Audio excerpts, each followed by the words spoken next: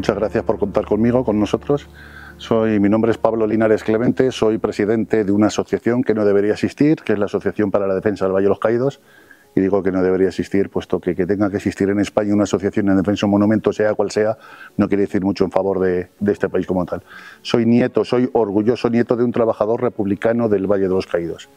Mi abuelo Antonio Clemente estuvo trabajando en este lugar, él estuvo como obrero libre y siempre contaba a sus nietos las batallitas del abuelo en la construcción del valle, y yo siempre le escuchaba muy atentamente porque lo que nos contaba me encantaba. Y luego pues llevo toda la vida, o gran parte de mi vida, investigando cómo fue la construcción de este extraordinario conjunto monumental como es el Valle de los Caídos.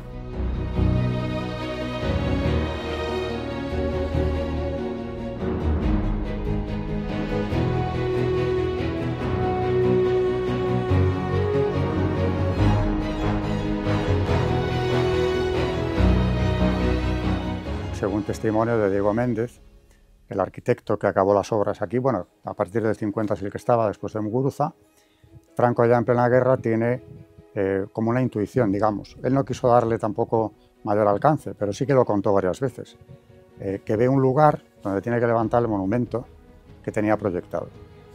¿Para qué? Pues para que no se olvidara esta guerra civil. Es decir, ahí queda el aviso de lo que ha sido esto. Y luego también, esto lo pongo yo de mi cosecha, porque él hablaba de la victoria en la guerra de España frente a la dictadura comunista, que se hubiera impuesto irremediablemente si el bando republicano hubiera ganado la guerra. Pero a esto hay que añadir que él también tiene o piensa en un monumento religioso, porque eso es lo que es el valle, que tenemos aquí. Por más que, y además yo creo que precisamente ahí está el motivo de que produzca tanto rechazo en algunos, ¿no? Una basílica, la cruz más grande del mundo, y una abadía benedictina. ¿Por qué eso causa tanta furia?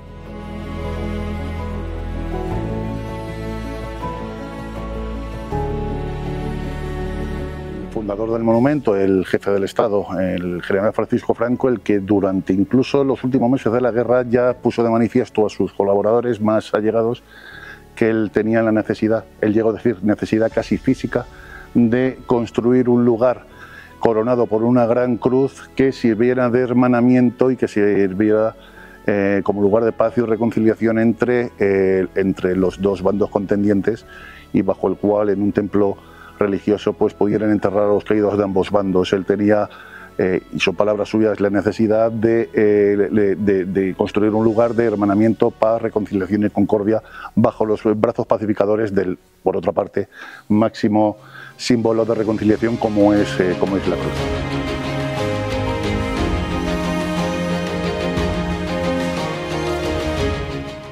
Y nada más terminar la guerra comenzó una búsqueda por la zona de la Sierra de Madrid, primero incluso dentro de Madrid, por la zona de la Casa de Campo, luego por la zona de la Sierra de Madrid, el lugar del emplazamiento donde él quería construir el Valle de los Caídos. De hecho, fue la primera vez que se reconoce la denominación de Valle de los Caídos, fue nada más terminar la guerra.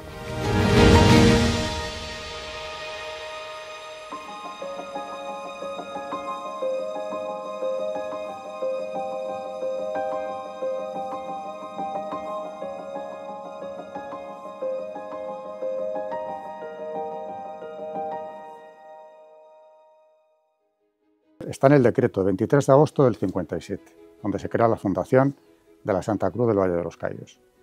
Este tiene que ser el monumento a los caídos de ambos bandos, sobre cuyo sacrificio se levanten los brazos pacificadores de la cruz.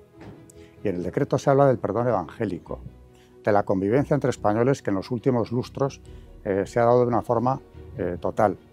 Es decir, da por hecho que la reconciliación se ha producido ya, se ha normalizado la vida social, pero que eso tiene que mantenerse. Franco, Salgado Araujo, su primo, cuando publica el libro Mis conversaciones con Franco, saca el tema del valle, comentándole a Franco que precisamente esa idea de traer aquí caídos de ambos bandos ha sentado mal en ciertos sectores franquistas, porque entendían que junto a los restos de los caídos en la guerra, en el bando nacional, se entiende, no tenían que estar los restos de sus verdugos. Franco explica a su primo, que lo recoge en el libro, que la Iglesia le había hecho ver que, dice él que muy discretamente, pero que se lo habían hecho saber, vería con buenos ojos que este fuera el monumento a todos. Él habla de los católicos, es decir, los bautizados. Por lo tanto, todos los que estaban aquí son católicos. En aquella España no se concibe un no bautizado todavía. Y decide no distinguir entre en qué bando estaban o en cuál no. Están hermanados y, como he dicho antes, este lugar se construyó como lugar de reconciliación donde las generaciones futuras, por ejemplo las nuestras, puedan ver que en España hubo una guerra que no debe volver a repetirse. Y claro, aquí ¿qué es lo que se hace? Es el único monumento que yo sepa en el mundo donde están enterrados los de los dos bandos que se han enfrentado en la guerra. Pero es que lo que quiere, aparte de que se rece por las almas de los caídos, es que se rece por España. Y si no lo vemos en ese contexto de combate espiritual, quizá no entendamos nunca por qué la persecución que se abre contra el Valle de los Caídos hace ya décadas. Aquí tenemos a nuestras espaldas la cruz más grande de la cristiandad, son 150 metros de altura, visible en los días claros a más de 60 kilómetros de distancia, y dentro de ese risco de granito, que es el risco de la Nava, en el cual se asienta la cruz, tenemos la basílica, también la basílica excavada en roca más grande del mundo, son 262 metros de basílica, en la cual hasta en 18 espacios de enterramiento se encuentran los restos de unos 34.000 caídos, aunque las cifras pueden ser sensiblemente mayores, es un tema que estamos investigando ahora, de ambos bandos de la guerra. Sí, además, hay algunas fuentes que dicen que los que ganaron la guerra, los caídos de un bando, tienen un lugar preeminente dentro de la basílica y los otros no. Es rigurosamente falso.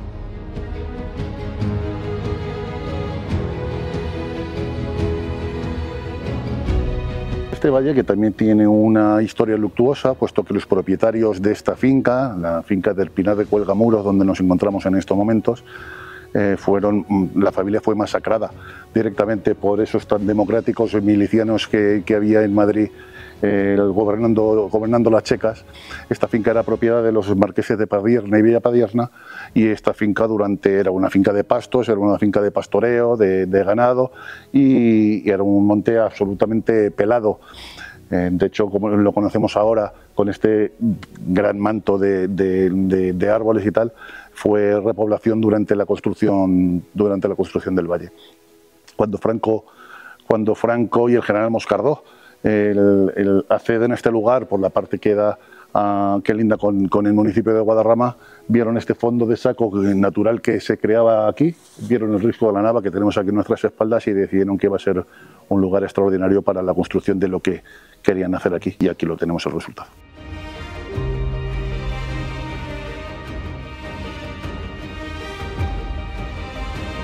Bueno, el conjunto no solamente es, como la gente pueda pensar, la cruz y la basílica, nada más y nada menos, sino también tenemos una hospedería monástica, absolutamente recomendable. También tenemos una escolanía, tenemos una abadía benedictina. Es un conjunto monumental sin precedentes en la historia de la arquitectura contemporánea por entonces, y un lugar de obligada visita, no solamente desde el punto de vista religioso, desde el punto de vista del culto, sino también desde el punto de vista del turismo. Desde el punto de vista ecológico, estamos enclavados en un sitio absolutamente privilegiado dentro de todos estos ámbitos.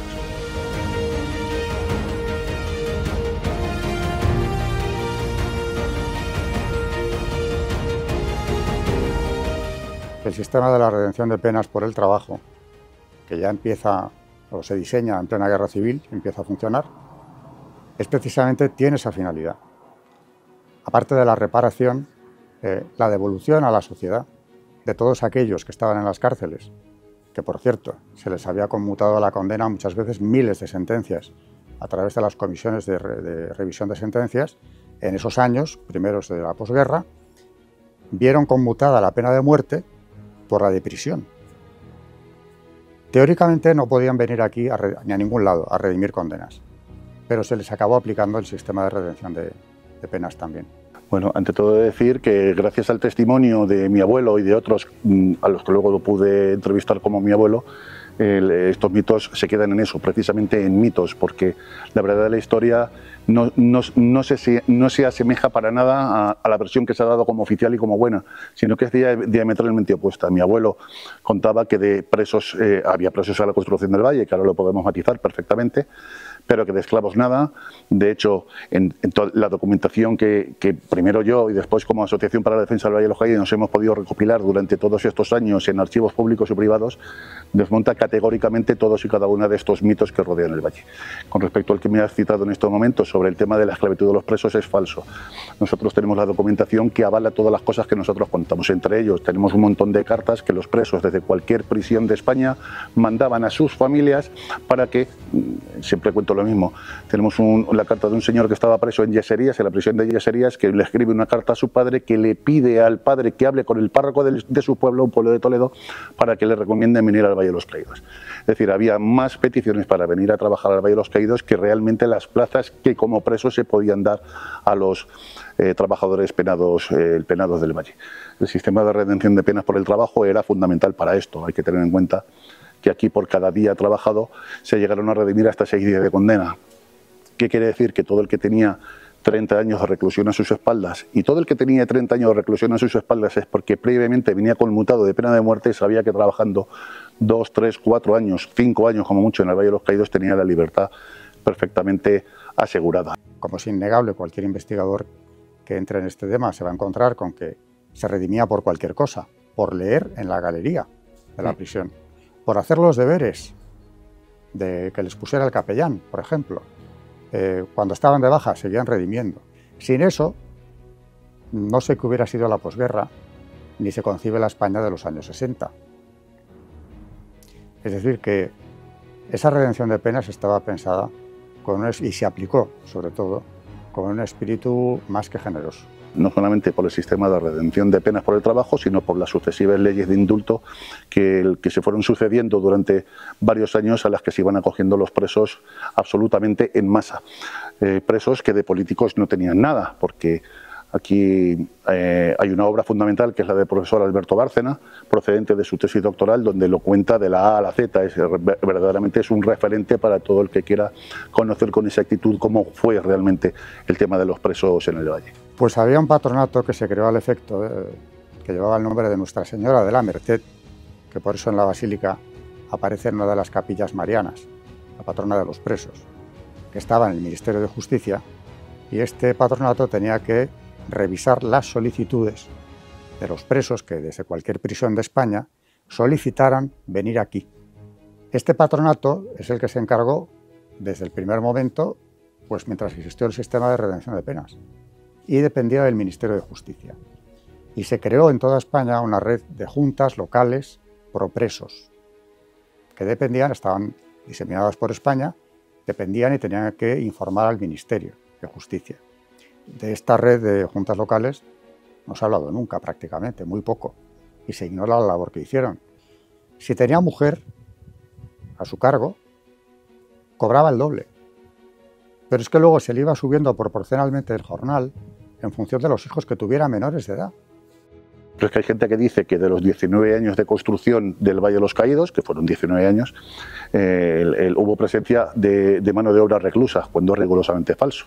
Los primeros presos llegan aquí en marzo del año 43 y los últimos presos se van de aquí en enero del año 1950. Es decir, solamente durante 7 años de la construcción del Valle, y no llega por unos meses a los 7 años, hubo presencia de mano de obra reclusa aquí, que repito, venían voluntarios, redimían condena con una velocidad inusitada en cualquier otra prisión de España, y además muchos de ellos, y repito, todo lo tenemos perfectamente documentado, muchos de ellos se quedaban trabajando luego como obreros libres, es decir, se reenganchaban en las obras, porque una de las cosas fundamentales es que los obreros, la mano de obra reclusa, los presos tenían exactamente el mismo sueldo que los obreros libres.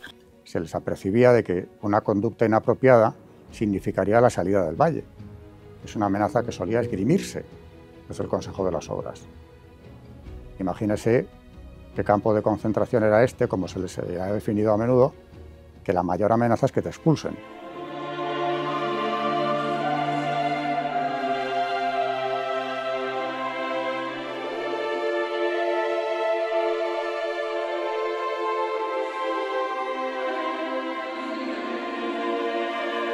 ¿Cuántos hubo? Pues como digo, el porcentaje suele ser más o menos de la mitad. La mitad son libres, la otra no. A partir del 50 son libres todos. Por ejemplo, para el tema de los muertos en la construcción del valle tenemos una figura documental que es el doctor Ángel Lausín.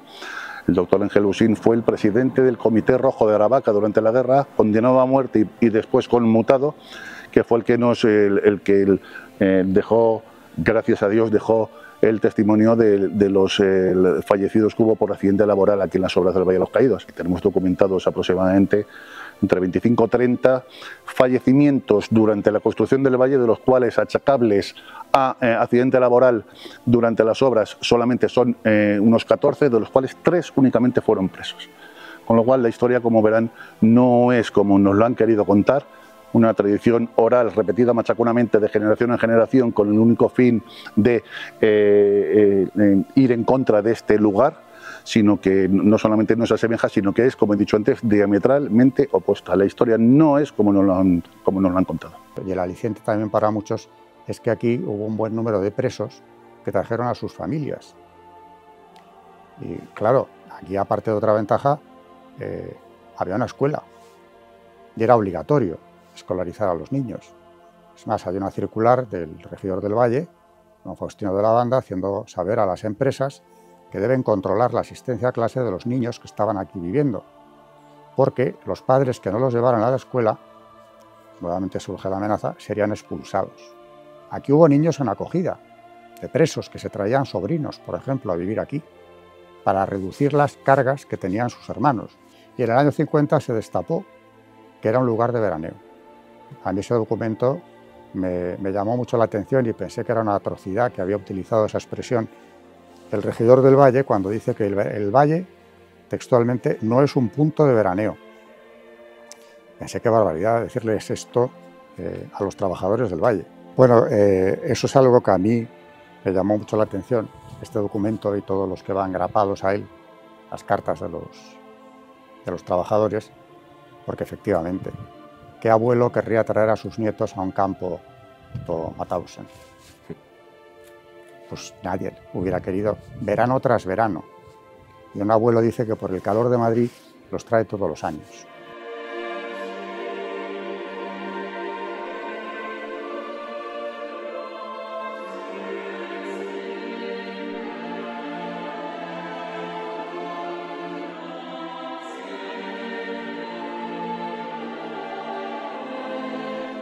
El Valle de los Caídos se debe fundamentalmente a 2 arquitectos. El primero es Pedro Muguruza Otaño, un señor, aunque nacido en Madrid, de ascendencia vasca, del Goibar, de Vizcaya. Era un hombre, como arquitecto, era un hombre absolutamente extraordinario, es decir, uno de los mejores arquitectos de aquella época, no solo en español, sino en todo el mundo. Parte de los edificios más significativos, más emblemáticos que se construyeron en Madrid y en otros lugares de España tienen su firma como arquitecto. Este buen hombre, y digo buen hombre porque era muy querido por toda la población, por todos los trabajadores que tenía, fundamentalmente por los presos, por los que él se desvivía para que las condiciones que tuviesen de trabajo y las condiciones de vida fuesen las mejores. Eso sobra decir. Es evidente decir que esto es una labor que excede al papel de un arquitecto como tal, sino este hombre tenía esa inquietud. Pedro Muguruza en el año 48 tuvo que dejar la construcción del valle por una enfermedad degenerativa y muy a su disgusto tuvo que dejar las obras, y ya en el año 50 le sustituye Diego Méndez, segundo arquitecto del valle, al que debemos fundamentalmente la cruz del Valle de los Caídos y la basílica según como la conocemos. Es decir, son 2 arquitectos fundamentales, Pedro Muguruza y Diego Méndez. Diego Méndez fue durante su etapa de estudiante de arquitectura, fue discípulo, fue alumno del propio Pedro Muguruza. Franco intervenía en los diseños del monumento. Hubo diseños que menos mal que no se aprobaron porque estéticamente no eran nada atractivos. Esto es lo más difícil que se podía hacer. La cruz con los brazos exentos, porque hay un proyecto que es un edificio que sí tiene forma de cruz, pero los brazos están sostenidos en el edificio. Esto no, como se ve. Y se le dio muchas vueltas a la cuestión. Y finalmente hubo que utilizar un método industrial, como si fuera uno de los altos hornos, y con una estructura metálica ir construyendo. Es decir, que lo que vemos aquí es una obra muy excepcional, no en España, en el mundo entero. Es la cruz más alta, por otro lado. Franco, por cierto, venía a ver las obras de vez en cuando y sacaba fotos de la cruz. Esto ya es con Diego Méndez. Y cuando uno de los ingenieros que estaban aquí se ofreció a hacer las fotos él, de hecho hay un archivo fotográfico que conserva las fotos, las de Franco no sabemos dónde irían a parar, yo por lo menos no lo sé, pero él le contestó al ingeniero en cuestión, en plena construcción de la cruz, que no, que él sabía muy bien qué ángulos quería captar, porque así, contestó, cuando sea destruida, si lo llega a ser, se podrá reconstruir más tarde. Estamos en estos momentos en la explanada que hay delante de lo que es la hospedería. A nuestra espalda, no sé si se verá en cámara, el edificio que tenemos exactamente detrás es la escolanía y el otro edificio que está simétrico al otro lado es la abadía. En un principio, lo que hoy es la hospedería va a ser el monasterio. Lo que pasa es que el primer abad benedictino, Fray Justo Pérez Urbel, le dijo a Franco, y creo que tenía razón, que los días de invierno tener que atravesar esta explanada para acceder a la basílica por su parte posterior, pues que era en los días de invierno iba a ser duro, ¿no? Aquí donde tenemos estos dos estanques, antes se improvisó un campo de fútbol que yo creo que de unas dimensiones casi oficiales, porque aquí las dimensiones son todo a lo grande, donde el gran Pedro Muguruza, primer arquitecto del Valle, organizaba partidos de fútbol entre los presos y los libres. Y él iba a una parte, él era un gran deportista y muy amante del fútbol, y él iba una parte con los presos y otra parte con los libres. Hay que tener en cuenta, por ejemplo, que el día de San Pablo y San Pedro, 29 de junio, era festivo en la construcción del Valle, en las obras, precisamente en honor a don Pedro Muguruza. Debo contar, si se me permite, una pequeña anécdota que me contaban. Pedro Muguruza muere sin hijos y sus sobrinos, en este caso su sobrina Carmen, me contaba a mí hace años, dice que cuando Pedro Muguruza muere, el 2 de febrero del año 52, en la capilla ardiente, en su velatorio, ve la familia que hay un grupo de gente que la familia no conoce, no saben quién es. Esta mujer, sobrina del arquitecto, fue a hablar con ellos, preguntarle, oiga, ¿y ustedes quiénes son? Y eran antiguos presos trabajadores que había tenido Pedro Muguruza en el Valle de los Caídos. Repito que cuando él muere en el año 52, hace ya 2 años que no queda un solo preso trabajando en el Valle, el grupo de presos que ya eran libres, enterados del fallecimiento de don Pedro, fueron al velatorio y pidieron ser los primeros que llevasen la caja de don Pedro Muguruza camino al cementerio. Pero mucho más llamativo que es eso, es que se designase un escultor como Ábalos, que claramente era de izquierdas. El crucifijo, la enorme cruz que está sobre el altar, esa la hace un artista vasco y es policromada por otro, cercano al PNV.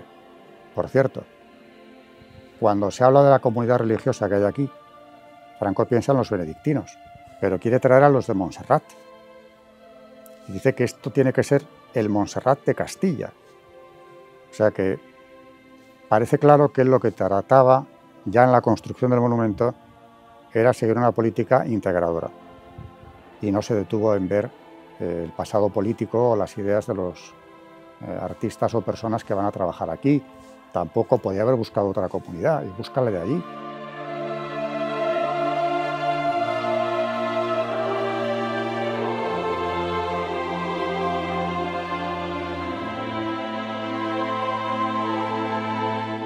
Esto es un conjunto monumental de unas dimensiones extraordinarias, por lo tanto el mantenimiento también tiene que ser extraordinario.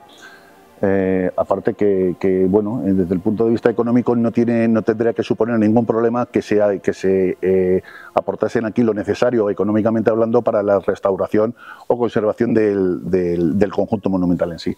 Entre otras cosas porque genera lo suficiente en cuestión de taquilla, históricamente hablando, desde que esto se inauguró en abril del 59, como para tener un mantenimiento serio y eficaz de este lugar. Bueno, es curioso ver cómo se ha negado incluso la existencia de la Fundación de la Santa Cruz. Se ha negado, ya no existe. Es algo que quedó supuestamente absorbido por Patrimonio Nacional, que por eso se ha podido hacer con todos los ingresos del Valle de los Caídos, mientras hubo entradas aquí de público que venían simplemente de visita o subían el teleférico de aquí a la base de la cruz. Son ingresos millonarios, aparte de que todos los que produzca la finca misma deben ir a la fundación. para el sostenimiento del monumento. Esto, quien lo ha gestionado y ha hecho con esos ingresos lo que le ha parecido más oportuno, ha sido Patrimonio Nacional. Pero si bien han negado que la fundación existiera, porque la fundación se confunde con la abadía, de hecho los fines fundacionales se encomienda a los benedictinos que sean ellos quienes los cumplan, los fines de la fundación. Pues por eso ha convenido a los que querían acabar con el Valle cuanto antes decir que esa fundación estaba disuelta. Curiosamente se ha disuelto ahora. Si reconocen que existía, ahora Patrimonio Nacional debería explicar qué ha hecho con esos ingresos en las últimas décadas, porque entonces adeudan a los monjes una cantidad importante, sobre todo si tenemos en cuenta que aquí, en el Valle, prácticamente no se ha hecho mantenimiento alguno desde hace mucho tiempo y así se ven las deficiencias que vemos. El edificio o el conjunto resiste porque es muy sólido, pero el abandono es notorio. Este lugar depende de Patrimonio Nacional, pero no es propiedad de Patrimonio Nacional. Este lugar pertenece a una fundación, que es la Fundación de la Santa Cruz del Valle de los Caídos, que ahora, en el afán revanchista del gobierno que tenemos ahora mismo, hay una intención de derogar esa fundación para luego elaborar un régimen jurídico nuevo, que por supuesto ya sabemos que el régimen jurídico que quieren adoptar para este lugar es cualquier cosa, va a ser cualquier cosa menos bueno para el propio monumento en sí. Pertenece a Patrimonio Nacional el mantenimiento serio y eficaz, que como vemos y como bien has dicho es más que evidente que brille por su ausencia. Aquí digo lo de siempre, los gobiernos de izquierdas por odio y los gobiernos de derechas por cobardía tienen este lugar condenado al ostracismo desde el punto de vista del mantenimiento. Si este monumento estuviese en cualquier otro lugar del mundo, y no hay que irse muy lejos, nos podríamos ir directamente hacia el norte de Francia, cualquier país de Europa, sería el monumento, desde luego, mejor conservado, mejor mantenido y desde luego más respetado de todos los que había. A mí se me cae la cara de vergüenza cuando en las muchas visitas de turistas o fieles extranjeros que vienen por aquí, yo les pregunto y están absolutamente maravillados ante lo que están viendo y están muy sorprendidos de cómo los españoles podemos tener un monumento de estas características condenado al olvido más absoluto en cuestión de mantenimiento. Es de una absoluta vergüenza y desvergüenza. Ni siquiera tiene la consideración de BIC, bien de interés cultural, ni eso.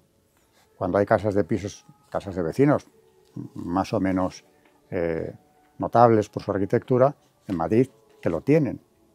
Esto no. Bueno, hablábamos antes de empezar el reportaje de que el problema del Valle siempre ha sido lo que llevo dicho. Es un monumento religioso, es un símbolo de la España católica y por eso tiene los problemas que tiene. Si esto fuera un monumento laico, pongamos por caso, y en vez de una cruz hubiera, por ejemplo, un obelisco, pues no tendríamos ningún problema seguramente en el Valle a día de hoy. Ocurre, y estoy por desgracia, en el absoluto convencimiento que hay gente que todavía no tiene la más mínima intención de reconciliarse. Y estos son los gobiernos de izquierda que han estado, desde luego, en contra de este lugar por lo que este lugar representa como reconciliación. Aparte hay una cosa todavía que va mucho más allá. Estamos hablando de la cruz, como he dicho en varias veces, más grande de la cristiandad.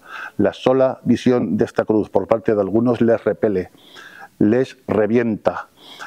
Y no pueden soportar su sola visión y por tanto evidentemente si van contra la cruz de Callosa de Segura, van contra la cruz de cualquier pueblo pequeño de España, ¿cómo no van a ir en contra de la cruz más grande de la cristiandad que está enclavada en el corazón de la Sierra de Guadarrama? Es el odio por el odio directamente. Sería necesario que el poder público quisiera propiciarlo y, como digo ahora, con el control de ese patrimonio nacional que tiene el monumento, lo veo muy complicado. Y no solo porque ahora esté Pedro Sánchez en el poder, con todos los enemigos de España coaligados en este momento, ¿no? Lo que llamaba Franco las fuerzas antiespañolas, están todas. No solo por eso, es que el partido mayoritario de la oposición tampoco ha querido defender esto nunca. La Comunidad de Madrid, si quiere, puede catalogar este lugar como bien de interés cultural, puesto que la normativa de la propia Comunidad de Madrid le permite en este momento a Isabel Díaz Ayuso, como presidenta máxima responsable de la comunidad, la catalogación de este lugar como bien de interés cultural. Yo creo que han conseguido estigmatizarlo de tal manera que es posible que todos los políticos políticamente correctos, que son la mayoría que hay en España, quisieran implicarse en un relanzamiento del monumento.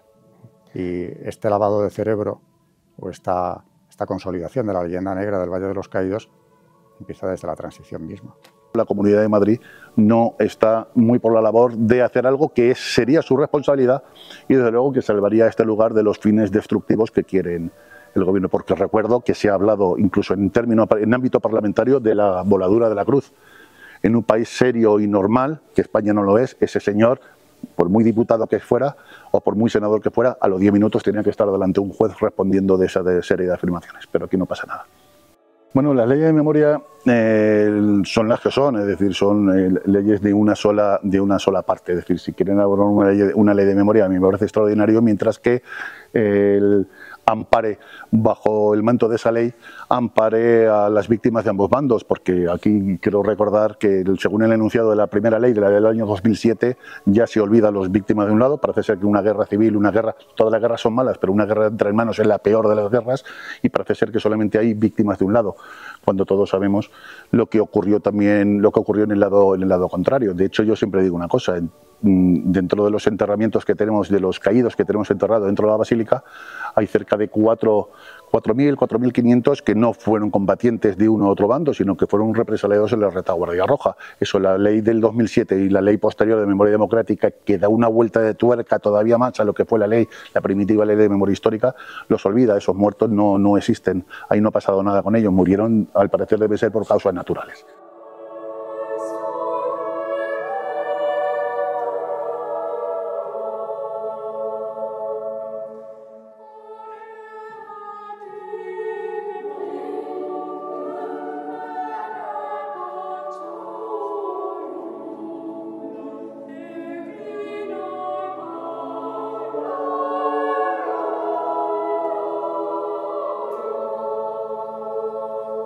Bueno, yo sé lo que estamos haciendo nosotros, la Asociación para la Defensa del Valle de los Caídos, que evidentemente somos una gota en el océano, pero una gota que intenta moverse mucho en ese océano.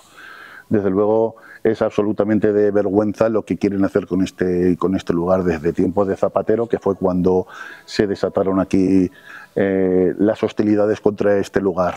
Repito, lo dije en su oportunidad a otros medios y lo repito ahora, la iglesia, la Basílica del Valle de los Caídos, fue en su momento el único templo que se cerró por una orden de una autoridad política, mientras las autoridades religiosas miraban para otro lado. Entonces, en este lugar podrá pasar cualquier cosa si las altas autoridades eclesiásticas de este país lo permiten. Porque las de este país y de fuera de este país, las internacionales, y no me parece que me estoy explicando convenientemente. Recordemos que esto es una basílica pontificia, y eso son palabras mayores. Además sería un precedente si consiguen la expulsión de esta comunidad, modélica comunidad benedictina, modélica comunidad de monjes que desde el año 58 están aquí cumpliendo abnegadamente con las obligaciones que contrajeron cuando se hicieron cargo de esta abadía. No podemos consentirlo, porque además que no se piense en las altas autoridades eclesiásticas que esto iba a quedar ahí. Eso sería el punto de partida de lo que luego quisieran hacer con el resto de iglesias, parroquias, etcétera, de este país. Los españoles como tal tenemos el derecho, pero sobre todo la obligación de defender lo que es nuestro credo y lo que es nuestra fe. Y tenemos el punto de partida en ver qué corriente social, civil, se podría crear a la hora de defender este lugar de los ánimos destructivos de un gobierno que lo único que pretende es precisamente, en contra del propio concepto de este lugar, no solamente es la reconciliación, sino todo lo contrario. Es un gobierno que se mueve como pez en el agua en la confrontación directa de españoles contra españoles. Quien quiera convertirse en defensor del Valle, y sabiendo que no va a tener por delante una tarea fácil precisamente, yo creo que lo primero sería que se arme con las fuerzas del espíritu. La oración en primer lugar. Y luego proclamar la verdad. El Valle se defiende solo si se conoce su historia y qué es lo que hay detrás de ella. Si eso no se conoce, es indefendible. Si asumimos la leyenda negra antiespañola, y concretamente la que tiene el Valle de los Caídos ya asignada, no se va a poder defender. Luego, los que quieran defenderlo, que se informen bien de qué es lo que se ha hecho aquí, por qué se hizo, qué es lo que sigue significando. sin ese conocimiento no va a ser fácil. Pues hay una cosa fundamental, que es apoyar a la comunidad benedictina, venir aquí sin más ánimo que el ánimo del culto, a los malos, y cuando digo los malos todos me están entendiendo perfectamente, les revienta profundamente que este sea un lugar vivo, y un lugar de defenderlo es venir aquí, conocerlo, venir aquí a participar en el culto de la basílica y a conocer el lugar desde todos sus puntos de vista, desde el religioso por supuesto, desde el turismo, desde el turista, desde el ecológico, etcétera. Este lugar tiene que ser un lugar vivo. Hay que recordar que este lugar, no hace tantos años, llegaba a tener hasta 1.100.000 visitantes al año. Este lugar es un lugar que desde todos los puntos de vista, sobre todo fundamentalmente el del culto, pero también el turístico, tiene que ser un lugar, seguir siendo un lugar vivo. Que no caigamos en la provocación de otros de los que nos gobiernan, incluso desde la Comunidad de Madrid, de mantenerlo en el estado de mantenimiento que se encuentra. Este es un lugar vivo y hay que venir a conocerlo y a disfrutar de lo que es el valle de todos sus puntos de vista. Y desde luego tener en cuenta también que esto es una basílica y solo el Papa puede conceder ese rango a una iglesia. Esto sigue siendo basílica. Que esto además ha tenido el apoyo de Pío XII, de Juan XXIII, que es quien lo eleva a basílica, a la iglesia del Valle de los Caídos, aparte de regalar el Dignum Crucis, que ahí sigue custodiándose, que Pablo VI incluso, que tiene ya una relación más distante con Franco, al que por cierto Pío XII otorga la Orden del Cristo, la Orden de Cristo. Si esto no se tiene en cuenta, que la propia iglesia se implica en el arranque del valle, en la construcción del arranque del mismo, si no se considera tampoco que en el mundo occidental, cuando se inaugura el monumento, se ve como el monumento a la reconciliación. Y no es que yo lo diga, es que el New York Times, en 1959, mes de abril, primeros de abril, publica un titular histórico que se oculta, pero está ahí, no se puede ocultar, porque ahora con internet es fácil verlo todo, ¿no? Titula New York Times, creo que es el 3 de abril. Franco ofrece el ramo de olivo de la paz al bando que fue derrotado en la guerra civil. La paz. No buscaba otra cosa, porque se ha descrito el valle como un lugar de oprobio para el vencido. Y es todo lo contrario.